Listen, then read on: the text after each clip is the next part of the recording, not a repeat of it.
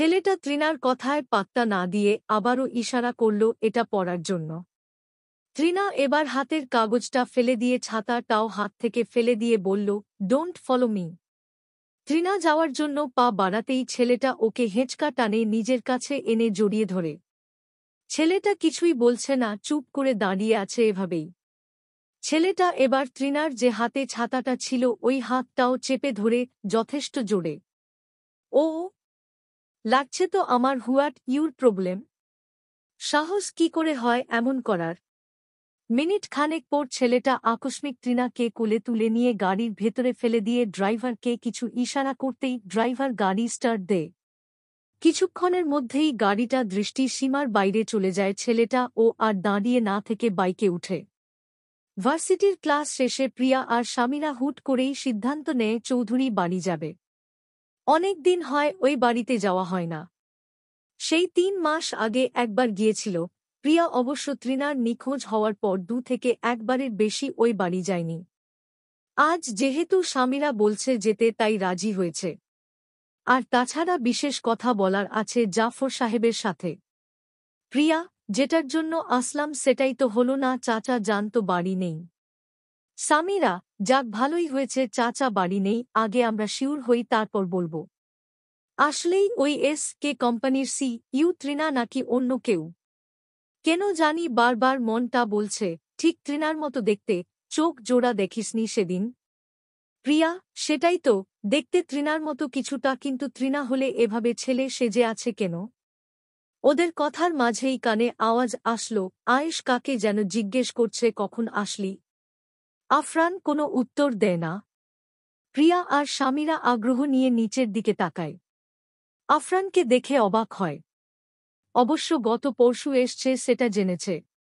আফরান আয়েশের কথার উত্তর না দিয়ে উপরের দিকে পা বাড়ায়। আয়েশ, কিছু তো বল, এসেছিস তো পরশু, বাড়ি আসিসনি কেন?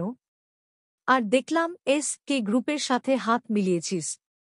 অথচ আমার যতটুকু জানা সাফিন তোর বিরুদ্ধে ষড়যন্ত্র করছে সব সময়। আফরান, আমার যেটা ইচ্ছে হয়েছে করেছি, আমার প্রফেশন নিয়ে কেউ কথা বলুক সেটা আমার পছন্দ না। বলে রুমে যেতে নেয়, কিন্তু মাঝে স্বামীরা পেছন থেকে প্রশ্ন করে বসে, ভাইয়া তৃণা কোথায় আছে, কিছু কি জানেন? আফরান বিরক্ত হয়ে পেছন না ঘুরেই বলল, আমার তো মনে হয় ওটা মরে গেছে, এ তো দিনে বেঁচে থাকার কোনো সম্ভাবনা দেখছি না, বলে বাঁকা হেসে ভেতরে ঢুকে। আফরানের কথাটা এখানে কারো পছন্দ হল না মনে হয়, তবে কথার মধ্যে কেমন যেন সন্দেহ আছে। তার মানে তৃণা কোথায় আছে সেটা ভাইয়া জানে, নয়তো এমন স্বাভাবিক আচরণ কখনো করত না। স্বামীরা এইটা নিয়ে একদম শিউর। যদি জেনেই থাকে তবে বাড়ি কেন নিয়ে আসছে না? কি চাচ্ছে ভাইয়া? ভাবনায় হারিয়ে যায় স্বামীরা, ঘোর ভাঙে প্রিয়ার কথায়। কিরে, কি ভাবছিস এত? দেখলি ভাইজা কতটা নির্দয়। তৃণা এই কারণেই ভাইয়াকে সহ্য করতে পারত না। চুপ কর, এখন তোকে পরে বুঝিয়ে বলবো, এখন আয়। বারান্দায় ছোট একটা দোলনা টানানো, প্রায় সময় মন খারাপ হলে এখানেই বসে থাকে তৃণা। বাহিরের জগতটা কত নিষ্ঠুর সেসব নিয়েই ভাবে। কখনো মা বাবার কথা মনে পড়ে, তবে এসব সে ভাবতে চায় না। অতীত নিয়ে কিছু মনে হলেই ইচ্ছে করে ভাবনা পাল্টে ফেলে। ভীষণভাবে ঘৃণা চেপে আছে ভেতরে অতীত নিয়ে, যেটা কখনো দূর হওয়ার নয়। কিন্তু আজ মূলত মন খারাপ নয়, সন্ধ্যা রাতের বিষয়টা ভাবাচ্ছে বারবার।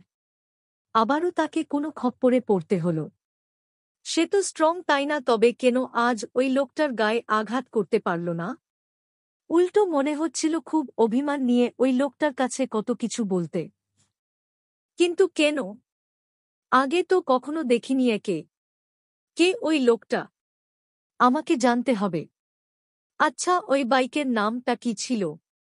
ও গড, কিছুই তো খেয়াল করিনি। যদি নামটা দেখতাম অন্তত বের করতে এত ঝামেলা হতো না। এর মধ্যেই নাবিল ভেতরে এসে বলল, এখনো ঘুমাওনি? কতবার বলবো তোমায় বৃষ্টিতে ভিজবে না? বৃষ্টির পানি তোমার শরীরে অসুস্থতা নিয়ে আসে।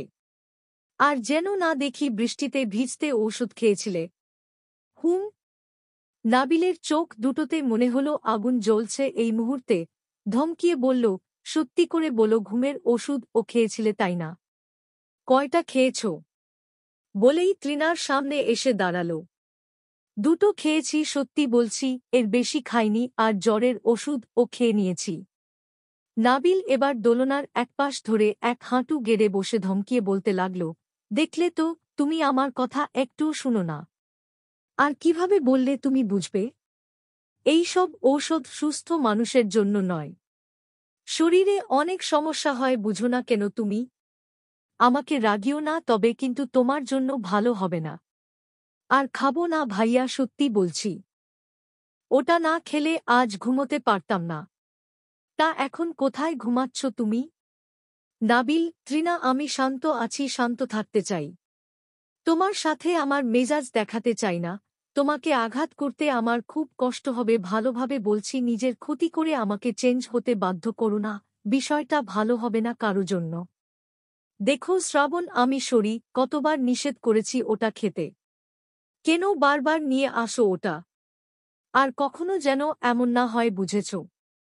মাঝরাতে আকস্মিক শরীরে কারো উষ্ণ ছোঁয়া অনুভব হতেই তৃণা ঘুম ঘুম চোখে বিটবিট করে বলল, কেউ কি এখানে আছে?